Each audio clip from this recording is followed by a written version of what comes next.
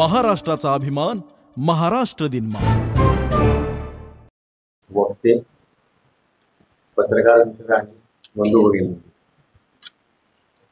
संशोधकांचा माझा परिचय आता गावाच्या जवळपास 35 पेक्षा अधिक वर्ष होऊन गेली आणि त्यांच्या सगळ्या वैचारिक वाटचालीचा एका अंगाने मी साक्षीदार आहे.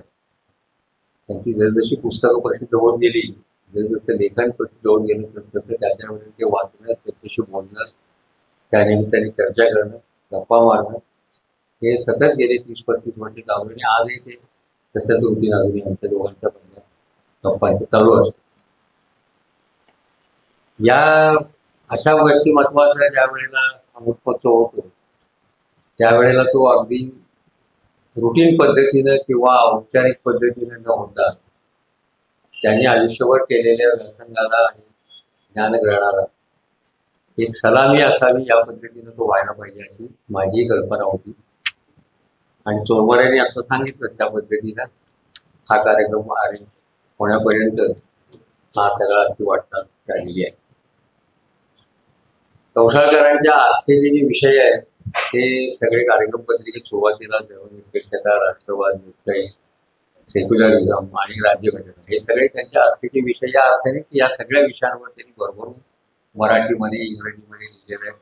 अनेक सेमिनार्समध्ये, चर्चासत्रांमध्ये, कार्यशाळांमध्ये, कार्यकर्त्यांच्या कार्यशाळांमध्ये त्यांनी अनेक ठिकाणी या सगळ्या मुद्द्यांवर मार्गदर्शन केलेलं आहे. म्हटलं तर एका या सगळ्या भूमिकेचं भजन पुन्हा करणं असाही या सगळ्या कार्यक्रमाचा एक अर्थ असू शकतो आणि त्यामुळे त्यांच्या आस्थेच्या विषयांवर जी कार्यशाळा होतीये, हे चर्चासत्र होते, हे मला विशेष महत्वाचं वाटतं. त्यांची आता अलीकडे 2 महत्वाची पुस्तकं प्रसिद्ध झाली, ज्याचं शीर्षक आपल्या परिसंवादांच्या याच्यामध्ये ठेवलेलं आहे. त्यातलं एक भारतीय राष्ट्रवादाचा मागोवा आणि दुसरं धर्मनिरपेक्षता, धर्मश्रद्धा वगैरे या स्वरूपातली पुस्तक आणखीन एक प्रसिद्ध झालेली. ही 2 पुस्तकं अगदी रिसेंट त्यांची आलेली आहेत आणि ती दोन्ही पुस्तकं ही आजच्या सगळ्या परिस्थितीला अत्यंत प्रस्तुत असणारी याची पुस्तकं आहेत आणि खोलवर व्यासंग कसा असतो याची प्रचिती देणारी पुस्तकं आहेत.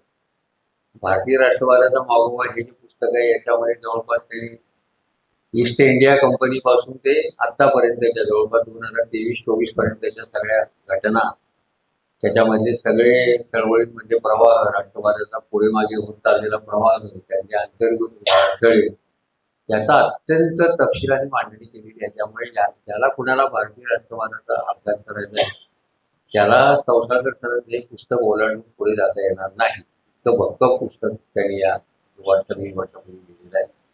आणि धर्मनिरपेक्षता हे पुस्तक अलीकडचे तेही सगळ्या आजच्या या संदर्भातले जी चर्चा विश्व आहे त्याच्यातल्या ज्या महत्वाच्या संकल्पना आहेत, विशेषतः धर्मविषयक संकल्पना, धर्माविषयक नीती विचार, धर्मविषयक इतर विचार या सगळ्याचा अत्यंत सूक्ष्म तपशिलाने त्याच्यामध्ये अभ्यास आपल्याला जाणवलेला दिसेल.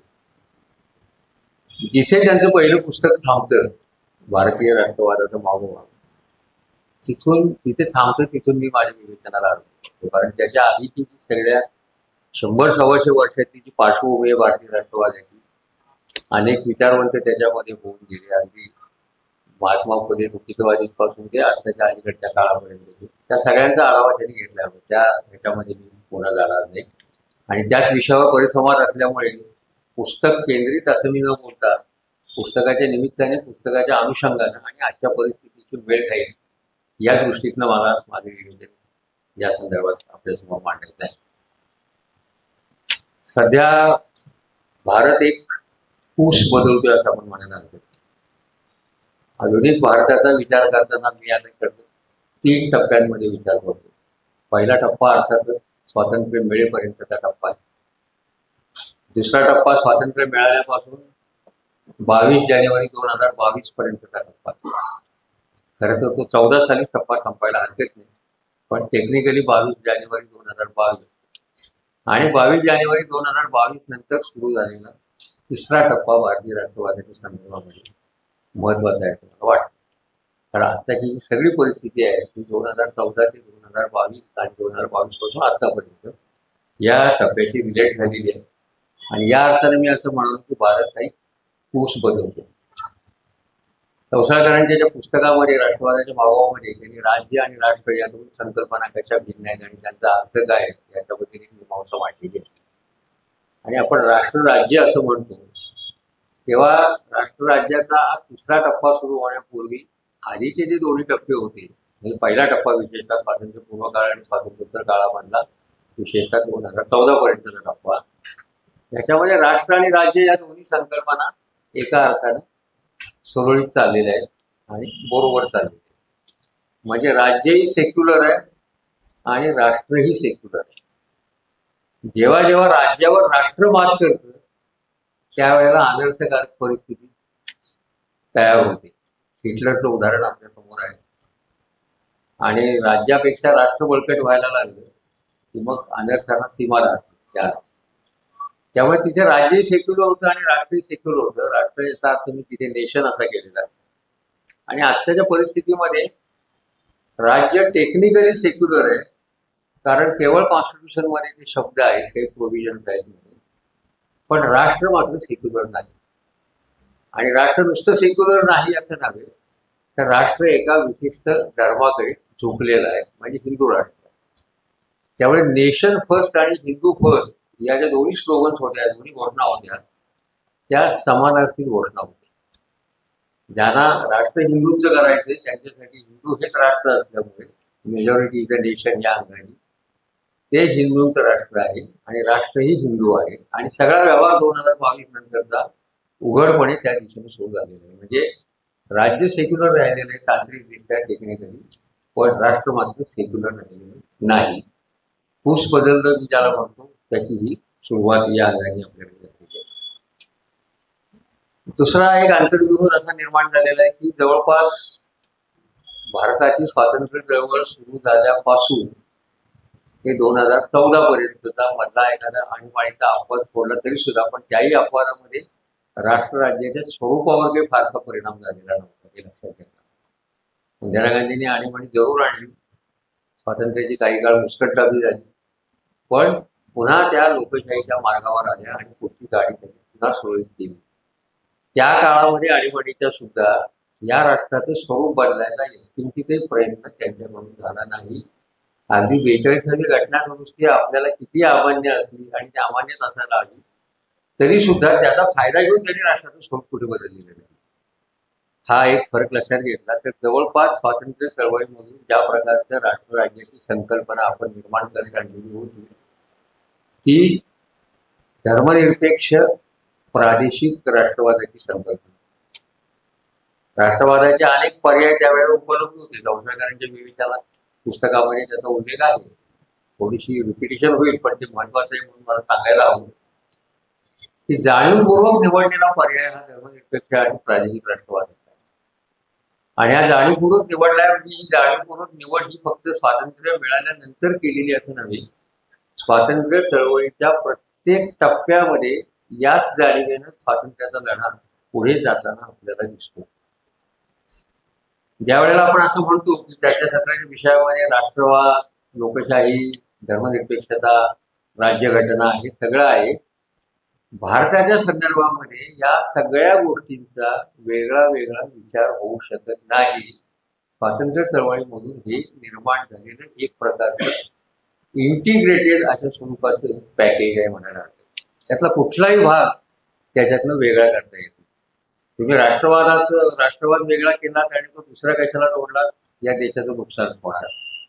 या पॅकेजमध्ये लोकशाही काढून टाकली तरी प्रॉब्लेम आहे, सेक्युलरिझम काढून टाकला तरी प्रॉब्लेम आहे, आणि राज्यघटना हा तर या सगळ्याचा आधारस्तंभ आहे. तो जर निखळला तर अराजकाच्या शिवाय दुसरा पर्याय. म्हणून यातला कुठलाही भाग, कुठलीही संकल्पना म्हणून अभ्यास करण्यासाठी जरी वेगवेगळ्या स्वरूपामध्ये असली तरी सुद्धा विचार करताना त्याचा आपल्याला एकत्रितच विचार करावा लागतो. कारण स्वातंत्र्यपूर्व काळापासून या संकल्पना राष्ट्र निर्मितीच्या संदर्भात जोडल्या गेलेल्या आहेत. राष्ट्र निर्मितीचा सगळा प्रयत्नच आपला जो सुरू झाला, राष्ट्रविषयक एक जाणीव असणं, राष्ट्राबद्दलची एक आत्मीयता असणं, स्वयंनिर्णयाचा अधिकार मागणं आणि आपल्याला एक वेगळी ओळख निर्माण करणं, या अंगाने भारताच्या राष्ट्र निर्मितीचा प्रवास सुरू झालेला आहे. आणि तो सुरू होताना लोकशाही आणि धर्मनिरपेक्षता या दोन गोष्टी त्याच्याशी जोडलेल्या आहेत. त्या कशा जोडलेल्या आहेत हे पाहणं सुद्धा मनोरंजक आहे. म्हणजे ब्रिटिश काळ इथे आल्यानंतर जो वसाहतवादाचा आरंभ झाला, त्या वसाहतवादाच्या काळामध्ये निरनिराळ्या प्रदेशात युरोपातही काय आपल्याकडेही काय राष्ट्रविषयक नव्या जाणीवांचा एक उद्घोष सुरू झालेला आहे. 19व्या शतकामध्ये व्यक्तिवाद, राष्ट्रवाद आणि पुढे चालून समाजवाद या तीन ज्या महत्वाच्या घोषणा होत्या, त्यातल्या राष्ट्रवादाच्या घोषणेनं वसाहतवादाच्या नंतर अनेक राष्ट्र स्वतंत्र झाली. भारताच्या स्वातंत्र्यानंतरही अनेकांना स्वातंत्र्य मिळालं. भारत स्वतंत्र होण्याच्या आधी सुद्धा फ्रँको रशियन वार वगैरे जी झाली होती, त्याच्यानंतर जर्मनी आणि इटाली यासारखे देश स्वतंत्र झाले. युरोपामध्ये अनेक देशांनी स्वतःचं राष्ट्रीयत्व प्रस्थापित केलं. त्या राष्ट्रीयत्वाचं स्वरूप काय हा वेगळा प्रश्न आहे, त्याच्याकडे आपण नंतर बोलू. पण ही सगळी चालना जी राष्ट्रनिर्मितीला मिळाली आणि राष्ट्रीयत्वाचं भान यायला जी सुरुवात झाली, ते 19व्या शतक आपल्या इतिहासामधलं सगळ्यात महत्वाचं शतक आहे. ते भान येत असताना इथे वसाहतवादी राजवट असल्यामुळे ब्रिटिश प्रयत्नांमध्ये ज्या राजकीय संस्थांची निर्मिती हळूहळू होत गेली, त्या सगळ्या संस्था या लोकशाहीशी बांधलेल्या संस्था होत्या. त्या लोकशाहीला एक मर्यादा होती. ती मर्यादा कोणती होती? तर त्या सर्व संस्था लोकशाहीच्या दिशेने जाणाऱ्या होत्या, प्रातिनिधिक होत्या, पण खऱ्या अर्थानं प्रातिनिधिक नव्हत्या. म्हणजे लोकप्रतिनिधींच्या द्वारा त्याचं संचालन होत नव्हतं. वसाहतवादी सरकारने नेमलेले प्रतिनिधी, समाजातले प्रतिष्ठित जे काही भारतीय त्यावेळी मानले जात असत ते, आणि एखाद दुसरा निवडून आलेला माणूस, अशा मर्यादित पायावर इथल्या लोकशाही संस्था सुरू झाल्या. आणि सगळ्या लोकशाहीच्या संदर्भातल्या ज्या चळवळी झाल्या त्याच राष्ट्रवादाच्या संदर्भातली चळवळी म्हणून आपल्याला पाहता येतात.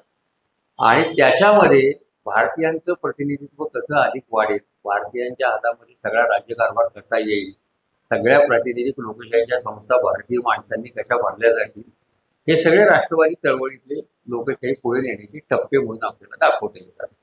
आणि याचा परिणाम म्हणून एका टप्प्यावर विशेषतः 1935च्या आसपास साधारणतः मोठ्या प्रमाणावर या सगळ्या संस्थांचं भारतीयकरण झालेलं आपल्याला दिसतं.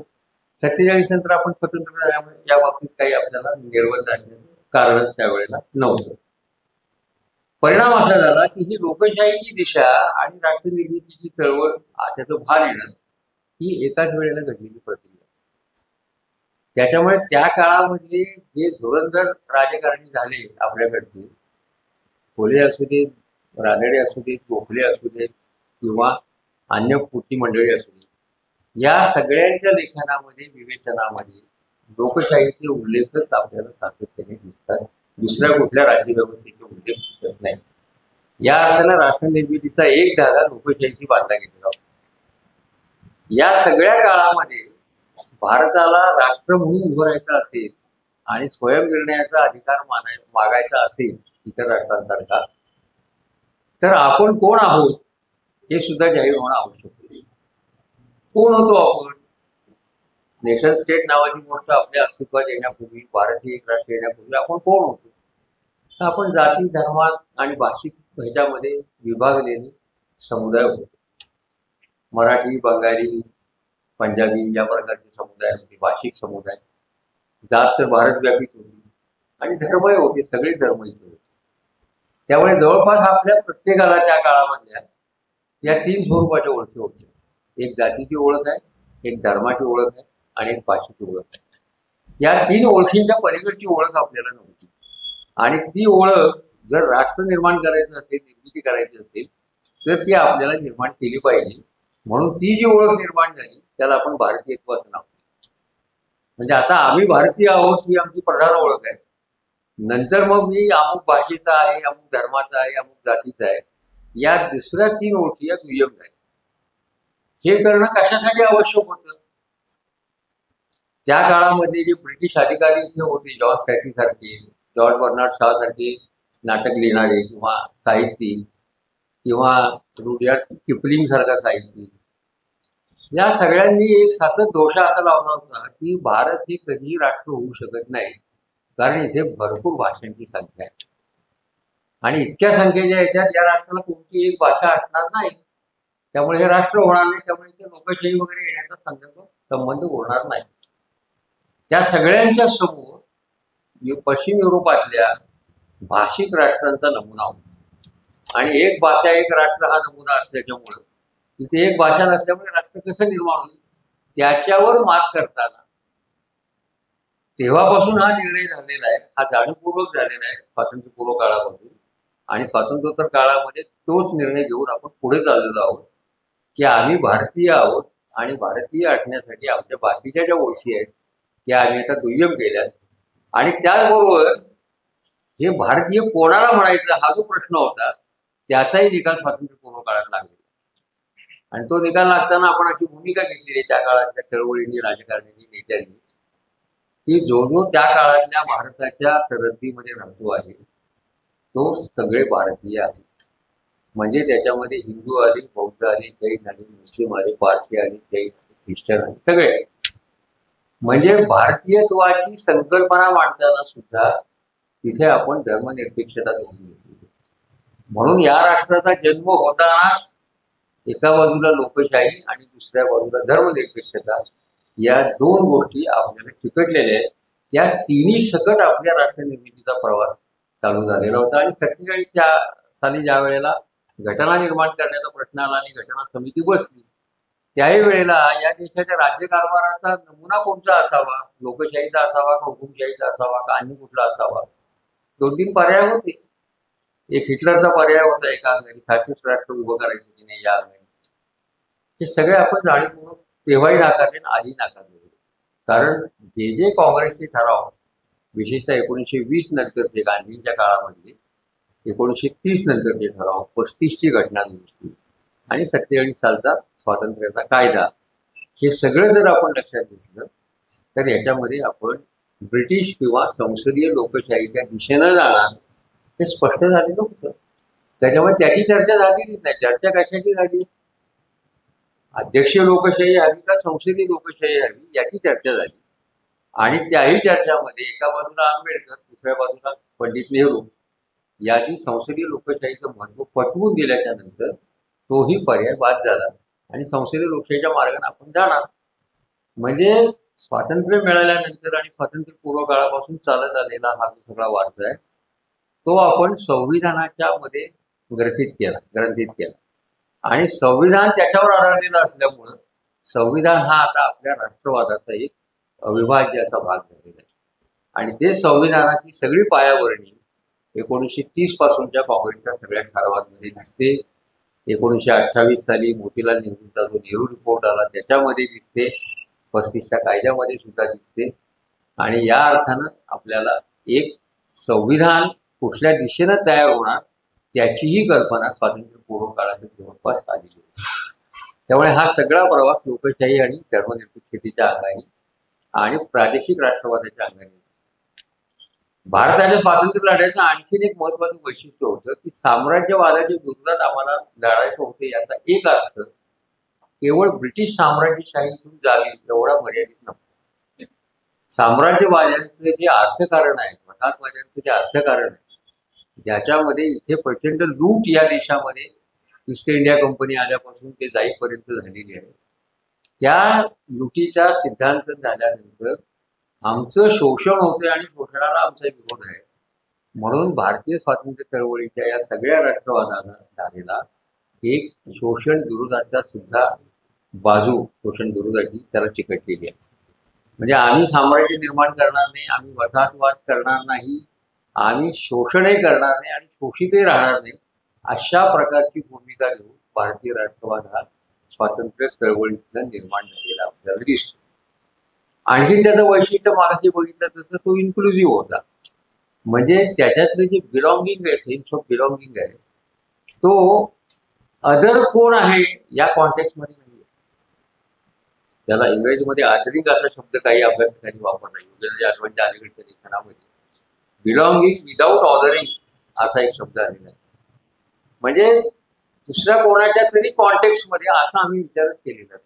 भारतात जे राहतात ते सगळे आणि जे भारताबाहेर आहेत त्यांच्या संबंधी सुद्धा आमच्या मनामध्ये आस्था आदरभाव आहे, ते आमचे शत्रू नाहीत या अर्थानं ते आणि आम्ही या एका समप्रतलावर आहोत अशा पद्धतीचा विचार इथे झालेला आपल्याला दिसतो.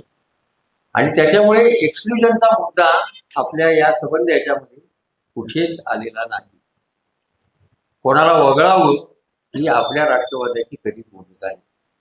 कित्येकदा आपण असं पाहतो की राष्ट्र ही कल्पना एका अर्थानं नकारात्मक आहे.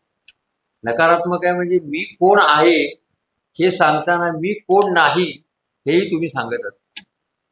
मी कोण आहे हे आम्ही सांगितलं, या अर्थानं आम्ही सकारात्मक होतो.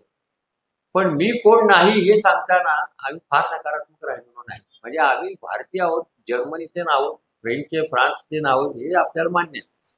पण जर्मनी आणि फ्रान्स हे काही आमचे शत्रू नाही त्या बाबतीत. म्हणजे आम्ही कोण नाही हे सांगताना सुद्धा एक सकारात्मकता या आपल्या राष्ट्रवादाच्या ह्याच्यामध्ये आपल्याला दिसते.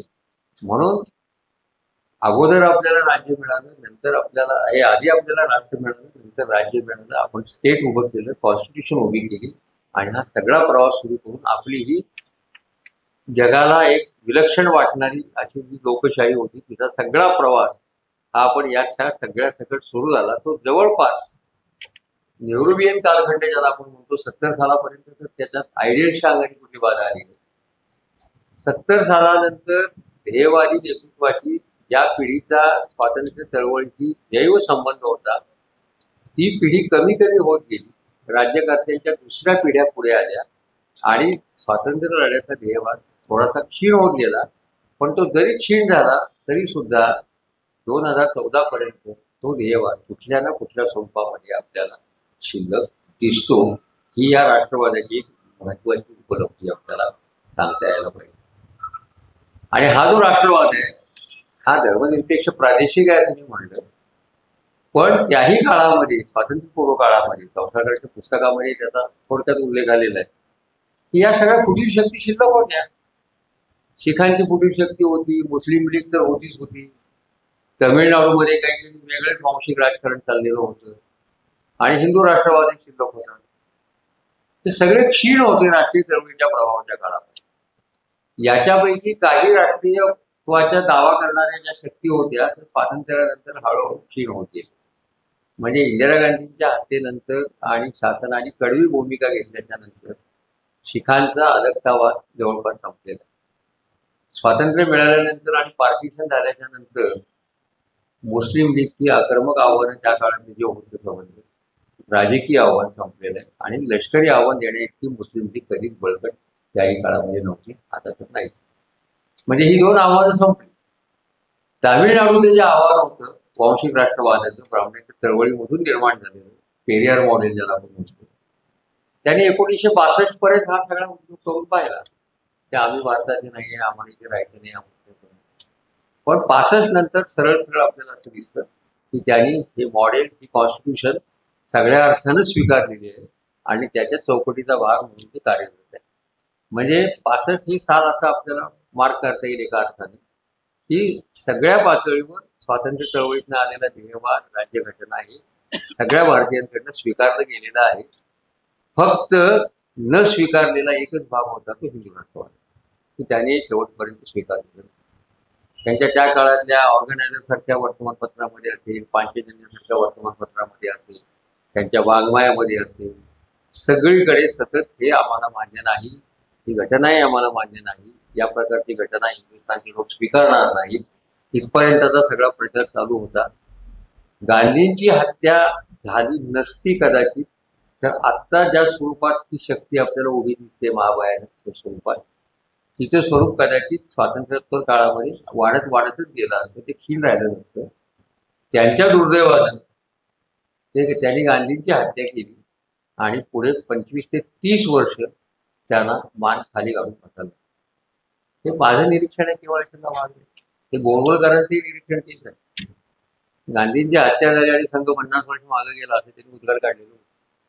म्हणजे त्यांची प्रतिष्ठा संपली, मान वर काढून जगणं फिरणं अवघड व्हायला लागलं आणि हिंदू राष्ट्रवादाचा विचार मांडणंही अवघड व्हायला लागलं. पण प्रयत्न आणि कास त्यांनी सोडली नव्हती. ते खाली वाळू त्रुटी खुपसून बसली असती, वेळ येतात त्यांनी त्या त्रुटी बाहेर काढलेल्या आहेत आणि आज आता राज्यसंस्था त्यांच्या ताब्यामध्ये. त्यामुळे तो जो राष्ट्रवाद क्षीण होता, ते जे आव्हान क्षीण होतं ते आव्हान उत्तरोत्तर काळामध्ये आता त्याच्यामध्ये अनेक राजकारणाच्या चुका आहेत. शहाबानू प्रकरणामध्ये ज्या प्रकारचं राजकारण काँग्रेसकडे दुर्दैवाने केलं गेलं ती फार मोठी चूक देशाला मागात पडलेली आहे. That was a turning point असं माझं म्हणणं आहे. इथून हे संसद, हे शासन, हे सगळं मुसलमानांच्यासाठी कायदे बदलतात, कायदे बदलू शकतात. हिंदूंच्यावर मात्र मग हिंदू कोड बिल लादलं गेलं वगैरे ह्या सगळी आर्ग्युमेंट त्या काळामध्ये जी झालेली आहे. तून हिंदू माणसाला, सुप्त असणाऱ्या हिंदू माणसाला एक संदेश गेलेला आहे की पहा हे काय चाललेलं आहे. आणि मग तिथून पुढे रथयात्रा वगैरे सगळे झालं. त्याच्यातून पुढचा इतिहास आपल्याला माहिती. ही सगळी चूक 75 सालानंतर एक टर्निंग पॉईंट त्याच्यामधनं आलेली आहे. पण ती आलेली आहे. आज ही चूक राहिलेली नसून आज ती एक वस्तुस्थिती झालेली आहे त्याच्यात निर्माण झालेली. आणि ती वस्तुस्थिती आता प्रादेशिक धर्मनिरपेक्ष राष्ट्रवादाला आव्हान देत होती. म्हणजे आजचा खरा राष्ट्रवादामधला अंतर्विरुद्ध कोणता असेल भारतीय राष्ट्रवादाचा, तर धर्मनिरपेक्ष प्रादेशिक राष्ट्रवाद विरुद्ध सांस्कृतिक राष्ट्रवाद. परवाच्या दिवशी 2 दिवसापूर्वी बिहार निवडणुकीच्या प्रचारामध्ये आपल्या गृहमंत्र्यांनी जाहीर केलं वंदे मातरमच्या निमित्ताने की सांस्कृतिक राष्ट्रवाद आता ही भारताची जी मुख्यधारा आहे त्यांच्या दृष्टीनं ती आता बळकट होईल. कारण वंदे मातरमच्या दृष्टीनं आम्ही लोकांच्या पुढे त्यावेळच्या काँग्रेसची वंदे मातरमची कडवी छाटली, अमुक छाटली, असं करून जे जे काही झालं ते मांडलेलं आहे.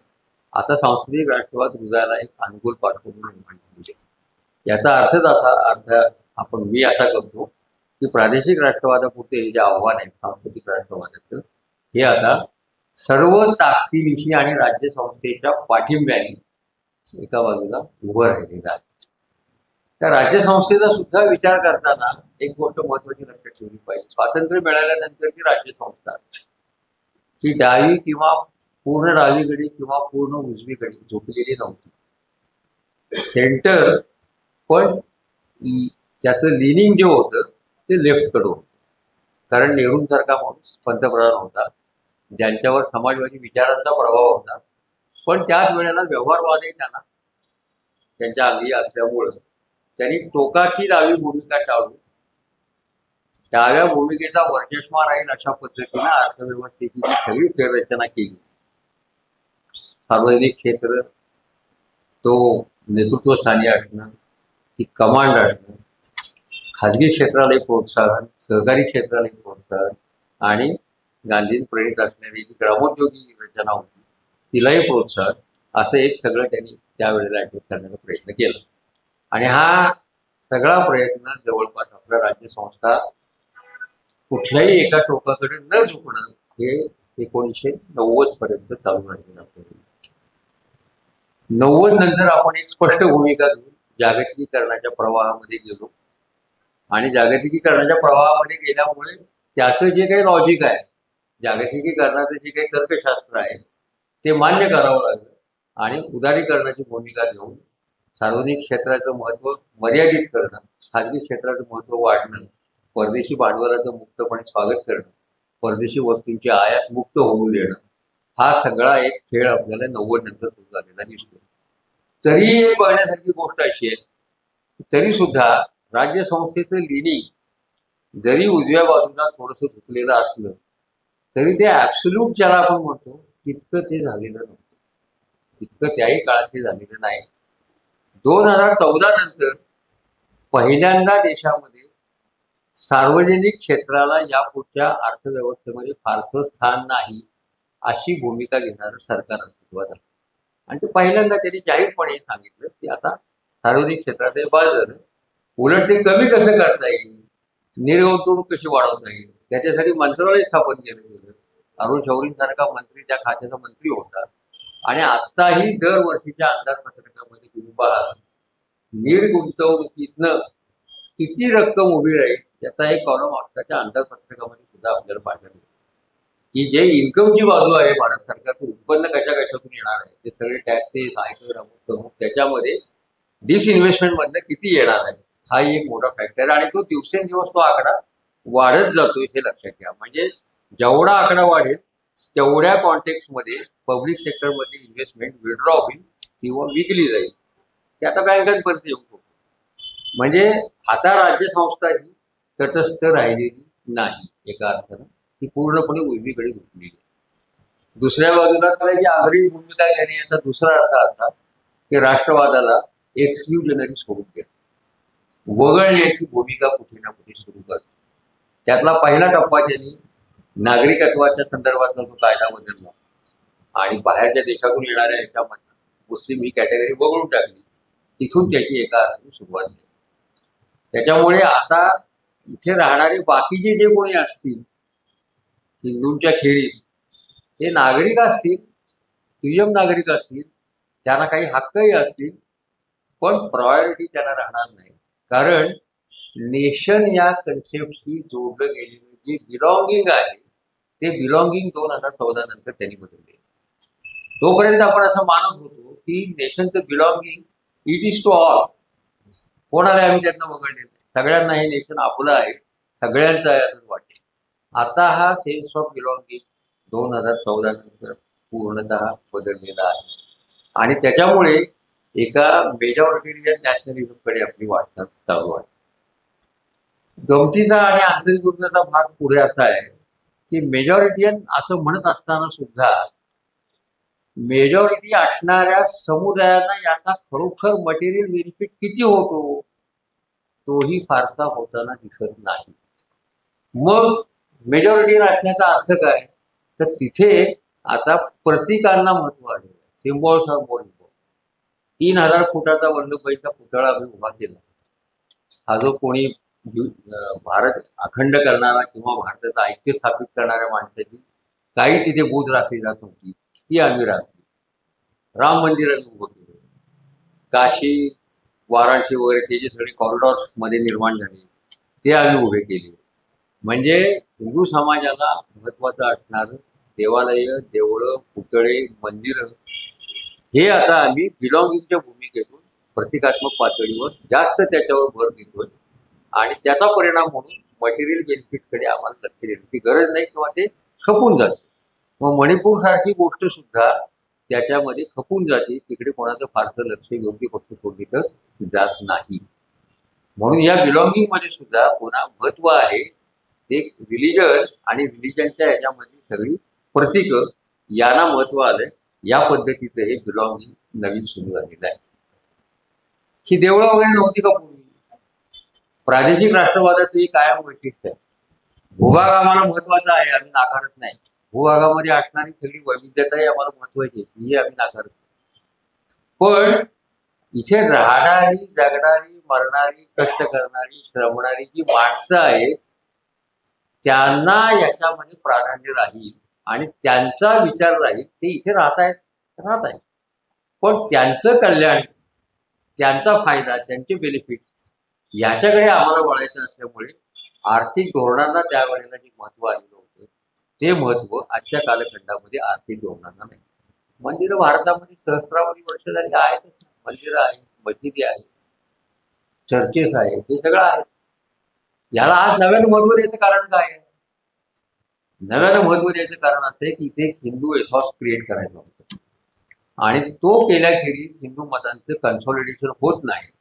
आणि हे कन्सॉलिडेट करण्यासाठी एक पॉलिटिकली हिंदू असणारं कन्स्ट्रक्ट आम्हाला निर्माण करायचं. तो राजकीय हिंदू अशी ती संकल्पना. सगळ्या अर्थाने हिंदू असेल असं नाही, पण तो राजकीय हिंदू आहे. आणि राजकीय हिंदू याचा अर्थच असा की तुमचे हिंदू असण्यामधले जे सगळे आंतरविरोध आहेत ते बाजूला सारून तुम्ही राजकीय हिंदू म्हणून उभे राहा. आणि तो पहिल्यांदा प्रयोग 2014ला झाला, पुढे 19ला झाला, 24लाही झाला आणि त्याला उत्तर यश मिळताना आपल्याला दिसते की होय आम्ही हिंदू आहोत. मग तुम्ही कुठल्या जातीचे आहात याला अर्थ नाही. तुम्ही तुमच्या जातीनुसार व्यवहार करा, जातीतलं शोषण चालू राहू द्या, पंचायती चालू राहू द्या, जातीमधले वैमनस्य, विषमता चालू राहू द्या, ते तुम्ही जातीनुसार तुमचं आचरण खुशाल करा. चांगले राहिला तर उत्तम, नाही चांगले राहिला तरी काही फरक पडत नाही. पण म्हणताना तुम्ही स्वतःला राजकीय हिंदू म्हणून घेतलं पाहिजे.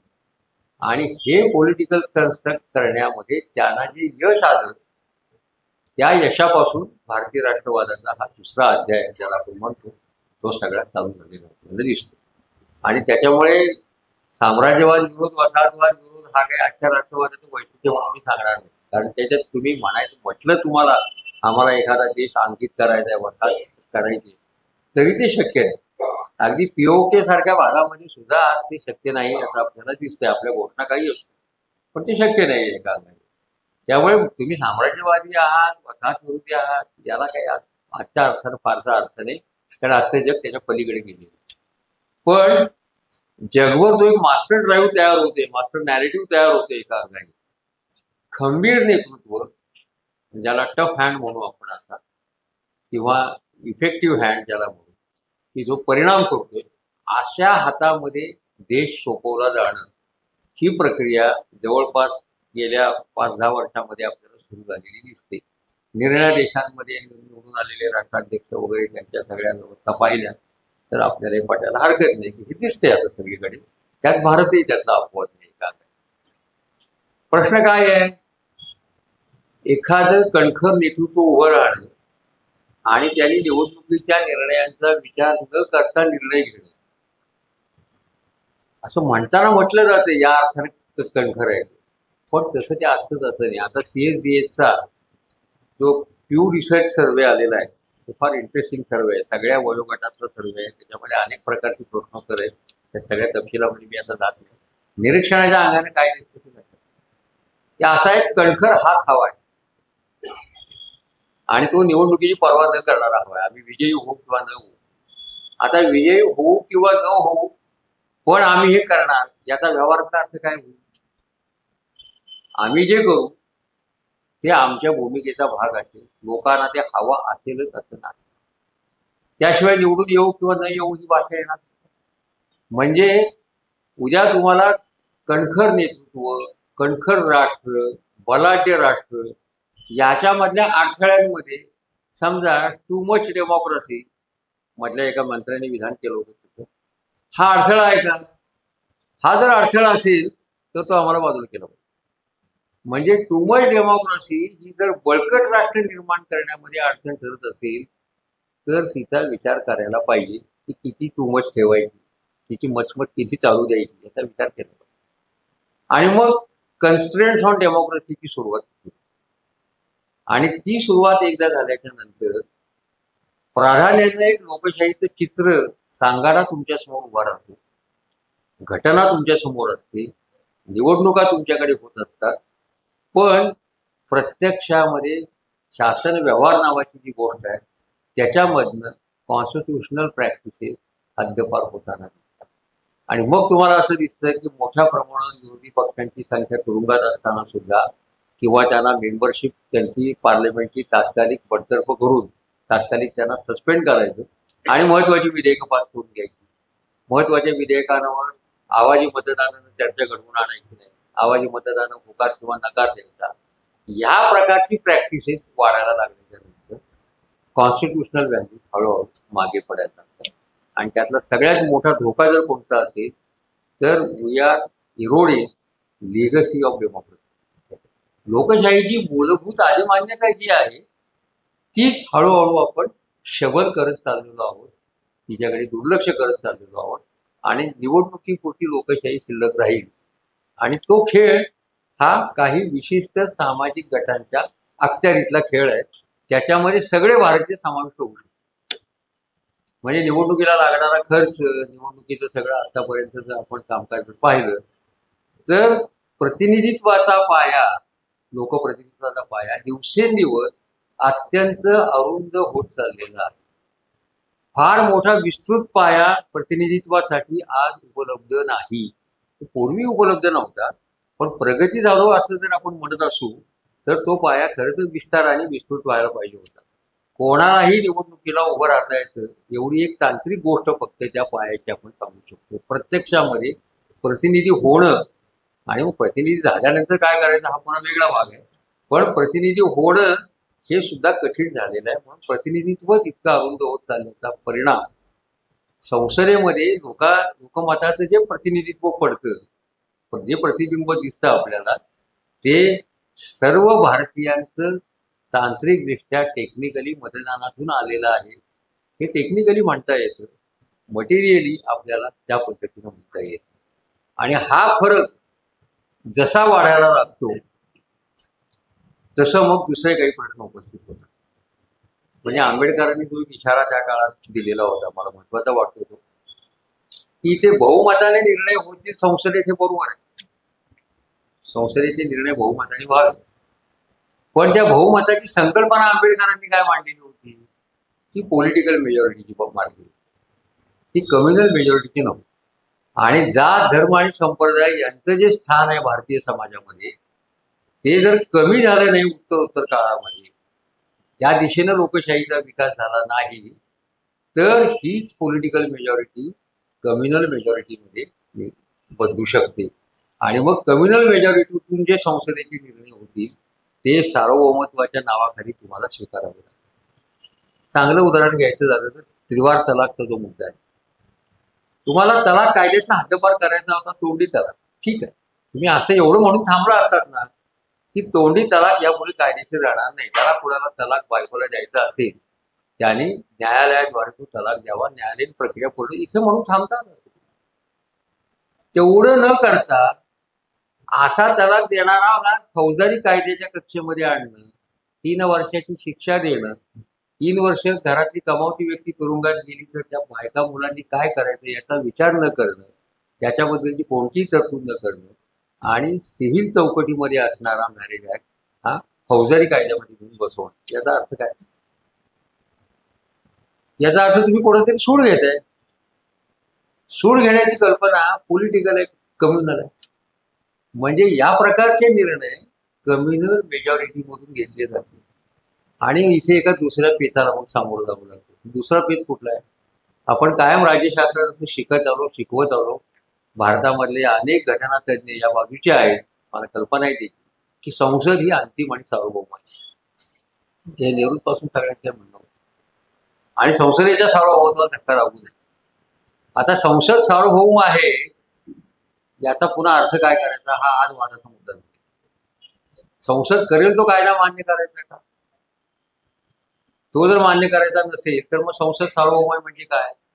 मग कुठेतरी कॉन्स्टिट्युशनल व्हॅल्यूजच्या विरोधात जाणारा संसदेचा कायदा संसद सार्वभौम असली तरी सुद्धा मान्य करायचा की नाही करायचा, हा प्रश्न उपस्थित झाला.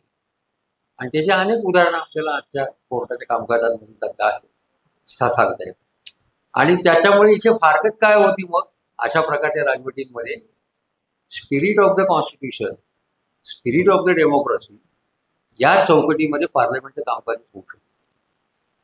कारण ते आयदर कम्युनल मेजॉरिटीने, आवाजी मतदानाने, विरोधी पक्षांना पुरेसे विश्वासात न घेता, चर्चेला पुरेसा वाव न देता हे जर झालं तर याचा अर्थ तिथे स्पिरिट ऑफ द डेमोक्रेसी नाही.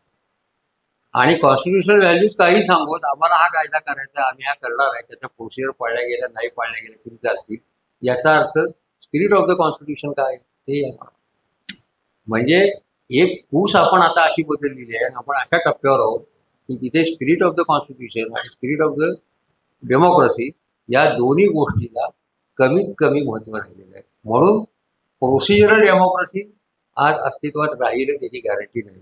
राहील ती फक्त इलेक्टोरल डेमोक्रेसी राहील, असं जे आशुतोष वार्कने, अमेरिकन स्कॉलर, आपले वारंवार सांगत असतात आपल्याला, त्याचा मतितार्थ तो आहे. त्यामुळे स्वातंत्र्य काळापासून करत आलेला सगळा प्रवास एका बाजूला पूर्णपणे लोकशाहीच्या प्रक्रिया, लोकशाहीचा कारभार. आता मी असं म्हणणार नाही की 2014 पूर्वी लोकशाहीचा संकोचित झाला नाही, प्रोसेस बाजूलाच गेला नाही, असं नाही झालेलं, असं म्हणणार नाही मी. त्या चुका झालेल्या आहेत, पण त्या चुका सुधारून घेतल्या गेलेल्या. आणि त्या चुकांना न्यायालयाने जिथे तिथे चपराक दिली तिथे ती न्यायालयांची चपराक मान्यही केली. आज न्यायालयांच्या बद्दल आपण हे म्हणू शकत नाही. न्यायालयांच्या बाबतीमध्ये लोकांच्या मनामध्ये संदेह आहे. का संदेह आहे? तर एक तर बऱ्याच गोष्टींची हिअरिंग, आता काश्मीर सारख्या घटनेशी संबंधित असणाऱ्या बिलाचं हिअरिंग व्हायला कोर्टाने जवळपास 4 ते 5 वर्ष गेली, सुप्रीम कोर्ट. त्याच्या उलट अर्णव गोस्वामीला अटक करावी की अटक करू दे याच्यासाठी कोर्टाने दारावरून 24 तासात हिअरिंग करून त्याला बेल दिला. अर्णव गोस्वामी महत्वाचा होता का काश्मीरचा मुद्दा महत्वाचा? ज्याच्यात कॉन्स्टिट्युशनल इश्यूज इन्व्हॉल्व्ह झालेले आहेत त्याच्याकडे गांभीर्याने पाहिलं गेलं नाही. त्यामुळे न्यायालयाने उशिरा निर्णय दिला. निर्णय दिल्याला चूक की बरोबर याची चर्चा होत नाही, तो भाग वेगळा. पण त्यातला मुद्दा हाच होता की तुम्ही प्रोसिजर पाळलेली नाही. 370 कलम जावं की जाऊ नये याच्याबद्दल कोणाची तक्रार नाही. किंबहुना यांनी ते 5 ऑगस्ट 2019ला घालवलं. त्याच्या आधी भारत सरकारच्या अनेक वटहुकूम आणि अनेक कायद्यांनी 370 कलम आपण अत्यंत ढिसाळ आणि सबल करत आणलेलं होतं. फक्त ते उचलायचं आणि बाजूला ठेवायचं काम होतं ते या सरकारचं. तेही पूर्ण क्रेडिट यांना जाईल अशाचा भाग नाही. पण हा काही राजकीय प्रचाराचा भाग म्हणून सांगितलं किंवा हे वास्तव होतं की अनेक कायदे तिथे राबवले गेलेलेच होते. त्याच्यामुळे हा प्रश्न होता. पण त्यांच्या असेंब्ली अस्तित्वात नाही आणि असेंब्लीच्या निर्णयाच्यामुळे जो पेच निर्माण झाला असता तो टाळण्यासाठी असेंब्ली नसताना तुम्ही राष्ट्रपती राजवटीचा वापर करून एक प्रोसिजर टाळली आणि मग राज्यपाल हा लोकांचा प्रतिनिधी म्हणून ट्रीट केला गेला. याला लोकशाहीच्या संदर्भात काय म्हणता येईल असे पेच उपस्थित झाले. पण आज त्याला त्या पेचाचं महत्व नाही. म्हणून आजचे जे पेच आहेत त्याच्यामध्ये पार्लमेंटची सॉव्हर्निटी कशी पाहिजे, कॉन्स्टिट्यूशनची सॉव्हर्निटी. आज जे चीफ जस्टिस आता वारंवार सांगतायत की संविधान हेच सगळ्यात श्रेष्ठ आहे पार्लमेंटपेक्षा सुद्धा, ते सार्वभौम आहे, ते सांगायची पाळी त्यांना आली. त्याचं कारणही या सगळ्या प्रक्रियेमध्ये आपल्याला दिसते. म्हणून एका बाजूला राष्ट्रवादाची बदललेली भूमिका, लोकशाहीमध्ये निर्माण झालेली हे सगळे नवे पेच आणि धर्मनिरपेक्षतेला सरळ सरळ दिलेला फाटा. म्हणजे आता आम्ही हिंदू नेशन म्हणून आमचे कारभार चालतील, त्यामुळे सगळे विधिवत हिंदू धर्माप्रमाणे होतील, बाकी जनता त्याच्याशी संबंध राहणार नाही. त्यांना ते मान्य करावं लागेल आणि संसदेत याच्याबद्दल कोणी प्रश्न विचारणार आणि विचारला तरी तो बहुमतानं दावणार आहे की हे करणं योग्य होतं का अयोग्य होता. याची चर्चा सुद्धा फुटकळ विरोधी पक्ष किंवा आमच्यासारखे काही सेक्युलरिस्ट म्हणवणारे लोक वगळतात. फार त्याची चर्चा देशामध्ये झालेली नाही. इतकंच काय, आणखी एका गोष्टीची चर्चा झाली नाही त्याचं मला आश्चर्य. 22 जानेवारी 2022ला राम मंदिराचं उद्घाटन करू नका, रामनवमी जवळ आलेली आहे असं देशातल्या 4ही पीठांचे शंकराचार्य कधी नव्हे ते एकमुखानं सांगत होते. नाहीतर एरवी 4 तिसरा 4 तोंड असतं ते. पण ते एकमुखानं सांगण्यात करू नका, रामनवमी जवळ आली. पण तरी ते केलं गेलं. म्हणजे शंकराचार्यांचंही ऐकलं गेलं नाही याचीही चर्चा झाली. बाकीच्या प्रश्नांची चर्चा होण्याचं आराईत आहे, लांबचीच गोष्ट. त्यामुळे हा सगळा प्रवास आता या मुद्द्यावर येऊन थांबलेला आहे. तिसरा एक महत्वाचा निकष त्याच्यामध्ये काय आहे, जो अत्यंत अल्प काळासाठी इंदिरा गांधींच्या काळात उपस्थित केला होता पण तो तिथेच दाबला गेला.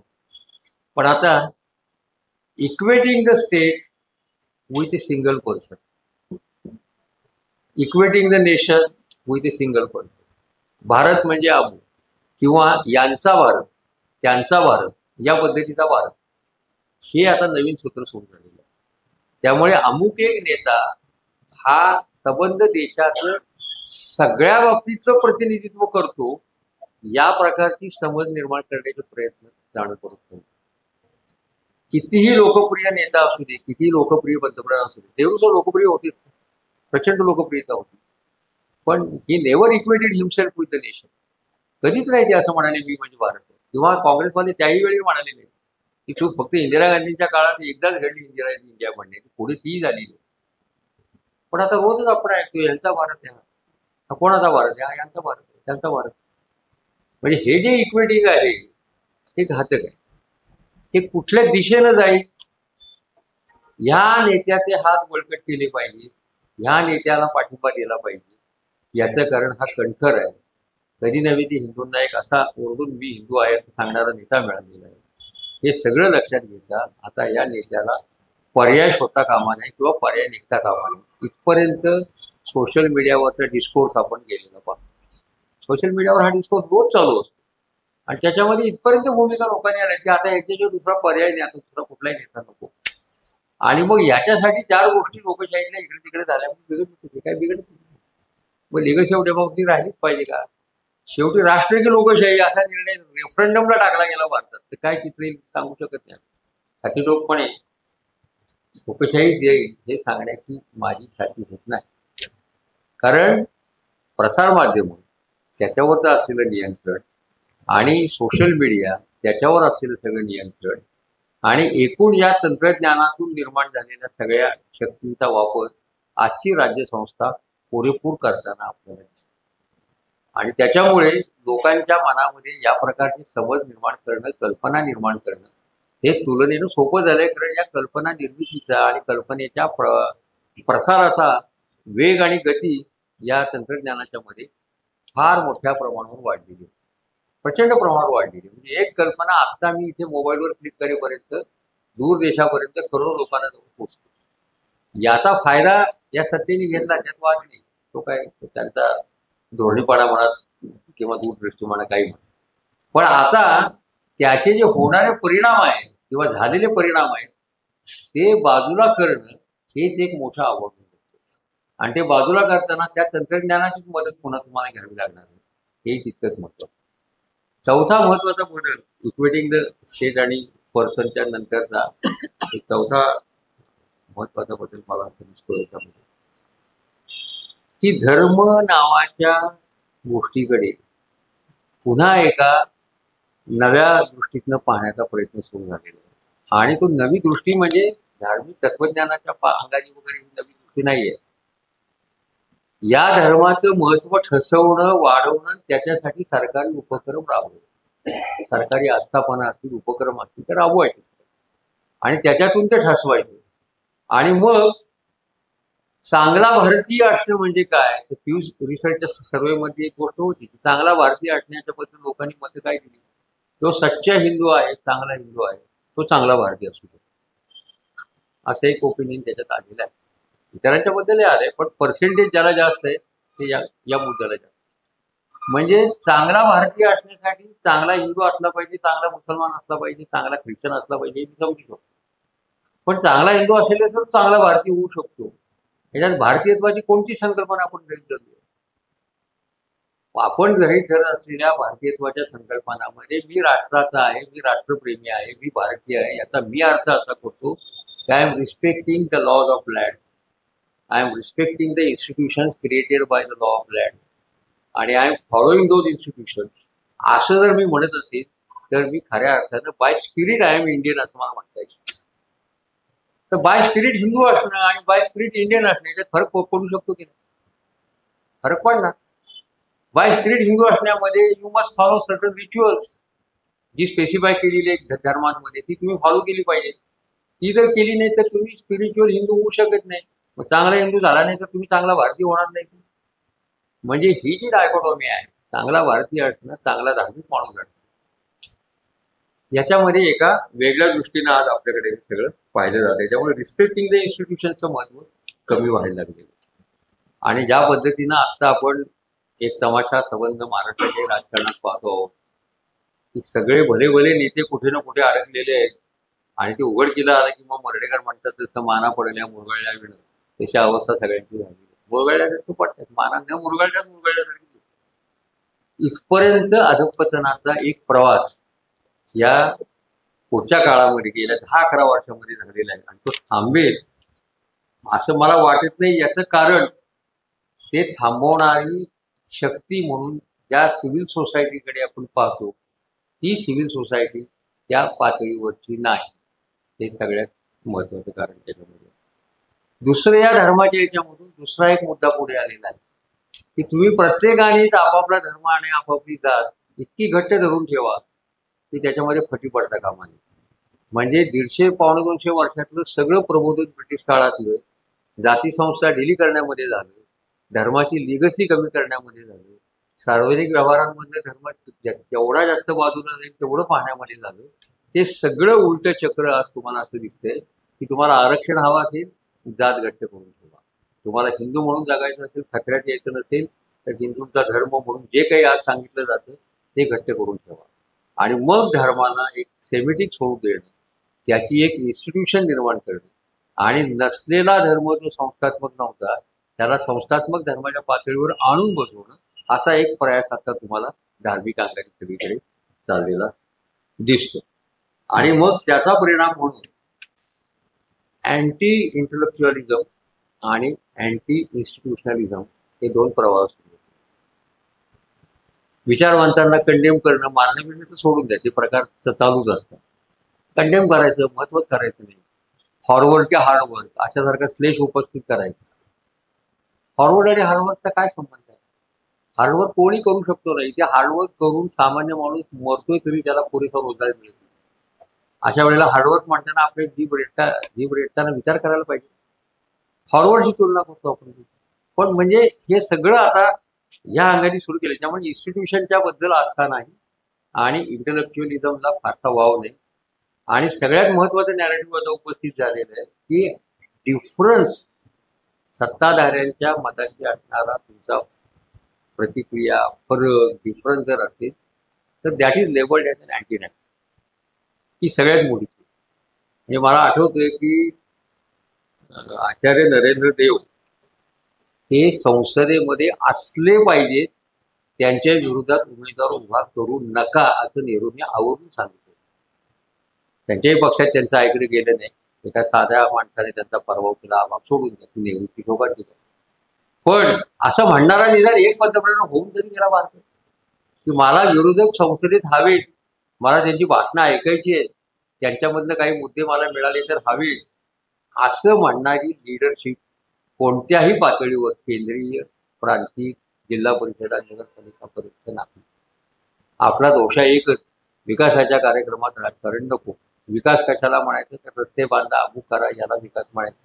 याच्या पलीकडे विकासाची व्याख्या जात नाही. आणि विकासाच्या व्याख्येमध्ये बुद्धिमत्ता, ज्ञान, तिचा प्रसार, त्यांच्या व्यवस्था या गोष्टी आपल्या ह्याच्यामध्ये येत नाही. इतक्या खाली आज आपण येऊन थांबलेलो आहोत. आणि त्याच्यामुळे हा जो सगळा पेच आहे, हा पेच बळकट करणारा एक मोठा आंतरविरोध देशाच्या अर्थव्यवस्थेत तयार होईल. एका बाजूला सत्ताधारी वर्ग म्हणतो, पक्ष केवळ म्हणत नाही, लक्षात घ्या. सत्ताधारी वर्ग आहे, मोठे व्यापारी आहेत, मोठे उद्योगपती आहेत. देशातलं त्याला नॅशनल कॅपिटल म्हणतो, नॅशनल कॅपिटल, इंटरनॅशनल कॅपिटल एका पक्षाच्या मागे आज उभा आहे. नोकरशाही त्यांच्या बरोबर आहे आणि उच्च मध्यम वर्ग हा सगळ्या त्यांच्या बरोबर गेला. सगळ्यात मोठा फरक म्हणजे स्वातंत्र्यपूर्व काळातला किंवा स्वातंत्र्य काळातला आजच्या काळातला हा आहे. तो सगळा मध्यम वर्ग हा एस्टॅब्लिशमेंटच्या बाजूने जाऊन बसलेला आहे. त्याच्यामुळे ही युती एका बाजूला आणि दुसऱ्या बाजूला करोडो लोक असंघटित आहेत, त्यांना कुठल्याही संघटनेचं संरक्षण नाही. कल्याणकारी धोरणावरच त्यांचं सगळं अवलंबून आहे. फुकट राशन मिळालं तरच ते जगू शकतात. अशी असणारी 80-85 कोटी जनता एका बाजूला, अल्पभूधारक शेतकरी एका बाजूला, जो पाण्याविना शेती करतो आणि अनेकदा दुष्काळाची शिकार होतो, असे सगळे गट आणि हा मगाशी सांगितलेला गट हा आता देशाच्या अर्थव्यवस्थेतला एक मोठा अंतर. आणि या असंघटितांचं राजकारण करणारा पक्ष नाही, त्यांच्या श्रमाचं, त्यांच्या कष्टाचं किंवा त्यांच्या दुःखाचं भांडवल करणारे पक्ष आहेत, पण त्यांचं राजकारण करणारे पक्ष आजच्या व्यवस्थेमध्ये नाहीत. हे आपल्याला लक्षात घेतलं पाहिजे. या आंतरविरोधातून बाहेर पडल्याच्या खेरीज आपल्याला सुटका नाही. अजून एक फक्त नवीन दृष्टिकोन आता जो माझ्या वाचनावर तो सांगून मी थांबणार आहे. अलीकडेच मान्सून नॅशनलिझमच्या अंगाने एक पुस्तक मराठीमध्ये सुनील तांबेंनी लिहिलेलं आहे. त्याच्या प्रकाशनाला मी गेलो होतो आणि त्या पुस्तकावर बोललेले होतो. त्याच्यात मला जाणवणारा एक मुद्दा महत्वाचा आहे, ज्याचा डिबेट आपल्या सेक्युलरिझमच्या डिबेटशी संबंध आहे मला वाटतं. म्हणजे त्यांची मांडणी त्याच्यामध्ये अशी होती की monsoon has shaped south east Asia. संबंध जो साऊथ एशिया आहे त्याची सगळी घडण ही मान्सूनच्या ह्याच्यातून झालेली आहे. तर त्यातलं संगीत, लोककथा, लोकसंगीत, अनेक बाबी या सगळ्या त्यांनी त्याच्यामध्ये उलगडून दाखवले. त्याचा परिणाम साऊथ एशियामधल्या राष्ट्रांवर कसा झालेला आहे, राज्यसंस्थांवर कसा झालेला आहे, त्या काळच्या राज्यसंस्था म्हणजे निर्णया राजवटी एका अंगाने, तो कसा झालेला आहे, हे सगळं त्यांनी त्या पुस्तकात एका बाजूने मांडलं. मला लक्षात आलेली गोष्ट त्याच्यामध्ये अशी आहे की मान्सूनच्या ह्याच्यामध्ये वारे तिकडून इकडे येताना आणि इकडून परत जाताना तिकडचे इकडे येणारे व्यापारी आणि इकडून ते तिकडे गेलेले व्यापारी वाऱ्याचं चक्र फिरेपर्यंत त्या त्या भागामध्ये आपापल्या जात धर्मात सकट राहत असत. आणि तिथे त्यांचं एकमेकांशी असणारं आदान प्रदान आणि त्याच्यामधनं निर्माण झालेला एक सर्वधर्म समभाव हा कैक वर्ष स्थिर आहे. तो कुठपर्यंत स्थिर आहे, तो ब्रिटिश येईपर्यंत तो स्थिर आहे. वसाहतवादांनीच पुन्हा तुमच्या ओळखी बदलल्या. तोपर्यंत हा हिंदू आहे, हा मुसलमान आहे, हा ख्रिश्चन आहे, ह्या जाणीवीत एक सहजपणा आहे. म्हणजे त्याची तू पूजा करतो, त्याचं पूजास्थान वेगळं आहे, इथपर्यंतच ती जाणीव मर्यादित आहे. त्याच्यात एनमिटी नावाची गोष्ट नाही आहे. प्री मॉडर्निटीचा कालखंड आहे सगळा. आणि त्याच्यामुळे त्याच्यामध्ये असणारा सहजपणे लोकांच्या मध्ये रुळलेला सर्व धर्म समभाव, मी असं म्हणतो की that was a horizontal culture. तर या हॉरिझॉन्टल कल्चरवर मॉडर्निटी ज्या वेळेला आली तेव्हा त्यांनी व्हर्टिकली नेशन स्टेट नावाची गोष्ट इम्प्लांट केलेली. ही इम्प्लांट करताना हा जो सहजभाव आहे सर्व धर्मांच्या प्रती असणारा तो विस्कटलेला, तो विस्कळीत झालेला. आणि तिथे संघर्षांना सुरुवात झाली. कारण वसाहतवाद्यांनी तुम्हाला अस्मितेची एक ओळख दिलेली आहे. वसाहतवाद्यांचं दीर्घकाळचं इथलं राजकारण हिंदू, मुसलमान, ख्रिश्चन, पारसी किंवा ब्राह्मणेतर आणि इतर या अंगाने झालंय. त्यामुळे या ओळखी बळकट करण्यावर त्यांचा भर असल्यामुळे आधुनिकतेने ही जाणीव तुम्हाला करून दिली की तुम्ही आता कोण आहात. आणि मग संघर्षांना एका अर्थाने सुरुवात झाली. त्याच्यावर उपाय म्हणून व्हर्टिकल नेशन स्टेटमध्ये आपण सेक्युलरिझम नावाची कन्सेप्ट स्वीकारली. आणि आता परिणाम असा झाला की सेक्युलरिझम वर्सेस सर्व धर्म समभाव अशी एक डायकोटोमी, असे एक संघर्ष उपस्थित झाले. अनेक मराठीतल्या विचारवंतांनी सुद्धा लिहिताना सर्व धर्म समभाव हे खोटांड आहे हे अनेक विचारवंतांनी लिहिले. बुद्धिप्रामाण्यवादांनी त्याची हेळसांड केलेली आहे. पण त्यातलं मर्म किंवा गांधींची संबंध असणाऱ्या धर्मविषयक भूमिकेचं मर्म त्याच्याशी जोडलं याचा फारसा गंभीरपणे विचार झाला नाही. आणि त्याच्यामुळे सर्व धर्म समभावाशिवायचा सेक्युलरिझम हा टिकू शकेल का, हा नव्या काळात आपल्याला विचार करावा. कारण नवा सेक्युलरिझम स्वीकारलेला आहे व्हर्टिकल याच्यात आपण, तो सामान्यतः विज्ञानाने निर्माण केलेली सत्य ही बदलता येत नाही. विज्ञानाने उघड्या पाडलेल्या धर्मश्रद्धा किंवा धर्मामध्ये जे सगळे असे भाग होते की ज्याला तर्काचा कोणताही आधार नव्हता, तो सगळा एक त्यातला प्रवाह हा नास्तिकतेच्या अंगाने जाणार होता. आणि महाराष्ट्रामध्ये माझं हे म्हणणं आहे, इस्लाम विरुद्ध जे प्रबोधन झालेलं आहे सेक्युलरिझमच्या संदर्भामध्ये, ते तिन्ही लेखक विचारवंत नास्तिकच होते बेसिकली. ए बी शहा काय, नरहर कोळवणकर काय किंवा अमित दलवाई, ते काही नास्तिक होते. नास्तिक असल्याशिवाय सेक्युलर होता येत नाही आणि धार्मिक राहून सेक्युलर होता येत नाही. ही समज रुजल्यामुळे सेक्युलरिझमची गोष्टी झाली. सर्व धर्म समभावाची हेटाळणी केल्यामुळं तोही या प्रत्यक्षामध्ये नाही. व्यवहारातली गोष्ट अशी आहे की नागरी समाजामध्ये धर्म नावाची गोष्ट हद्दपार होणार नाही हे आपण दीर्घकाळ लक्षात घेतले. आणि आजही किती आपण सिरियसली लक्षात घेतो मला माहिती नाही. जर तो राहणार असेल तर तुमचं नवप्रबोधन सर्व धर्म समभावावर आधारलेलं, धर्माधर्माचे संघर्ष मिटवणारं या पद्धतीनं जाणार असलं पाहिजे. या दृष्टीने धर्म सुधारणाच्या कार्यक्रमाला महत्व आहे. आणि हा जो घटनात्मक सेक्युलरिझम आपण स्वीकारलाय त्याला या सर्व धर्म समभावाची जोड मिळाल्याशिवाय तोही बळकट होणार नाही. नाहीतर आत्ता जे डेव्हिएशन झालेलं आहे ते डेव्हिएशन या दोन्हीच्या पलीकडे गेलं. इथे पुन्हा ते प्रस्थापित करायचं असेल तर याचा नव्याने विचार करायला पाहिजे. आणि त्याच्यात अजून एका मुद्द्याची भर घातली पाहिजे की जगभर आता मायग्रंट्स नेशन्सची नवी संकल्पना येत चालली. अनेक समूह निरनिराळ्या देशांमध्ये जाऊन स्थायिक होतात. कारण काही असतील, त्यांच्या अंतर्गत असंतोष असतील, प्रगतीसाठी असतील, विकासासाठी असतील, कुठल्याही कारणाने असतील. पण त्या देशांमध्ये गेल्यानंतर जे प्रॉब्लेम्स तयार होत आहेत त्यांचे, तिथे आता मल्टीकल्चरलिझमचा फिनॉमिना वापरायला लागला.